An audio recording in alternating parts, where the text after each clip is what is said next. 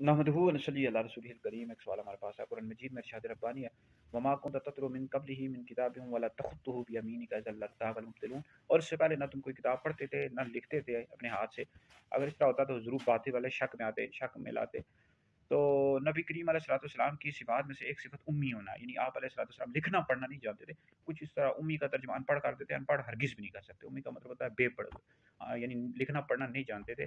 तो अगर हज़ूर अलैहिस्सलाम इस तरह करते तो फिर जो मुशरिकीन थे एतराज़ उठाते कि हज़ूर अलैहिस्सलाम की जो सिफ़त है ये तो उम्मी होना है, तो उनको शक का मौका ही नहीं दिया गया। हज़ूर अलैहिस्सलाम ने ऐलान नबूवत से पहले मतलब किसी से भी पढ़ना लिखना नहीं सीखा। तो हज़ूर अलैहिस्सलाम का ये मुजज़ा है। मुस्लिम शरीफ में हदीस भी तवील हदीस मौजूद है कि हज़ूर अलैहिस्सलाम ने सुलह हुदैबिया के मौके पर मोहम्मद इब्न अब्दुल्ला लिखा, तो हज़ूर का मुजज़ा था, ठीक है जी।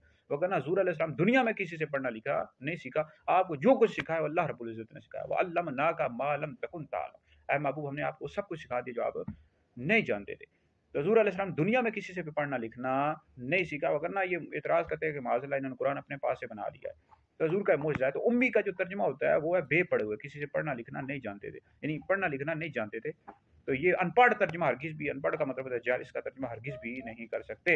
हमारे वीडियो सुने, दीगर लोगों तक पहुँचाएँ, ये आप लोगों के लिए बहुत बड़ा सदका जारिया है। तो इस हवाले से अगर मज़ीद आपने वीडियो सुननी है उम्मी के हवाले से कि उम्मी का दुरुस्त तर्जुमा क्या है, इस हवाले से मेरी वीडियो मौजूद है मुफ्ती दानिश हैदरी यूट्यूब चैनल पर। अल्लज़ीना यत्तबिऊन रसूलन नबिय्यल उम्मिय्या, इसकी तशरीह में मैंने मुकम्मल वज़ाहत कर दी है। वीडियो सुने, दीगर लोगों तक पहुँचे, आप लोगों के लिए बहुत बड़ा सदका जारिया है।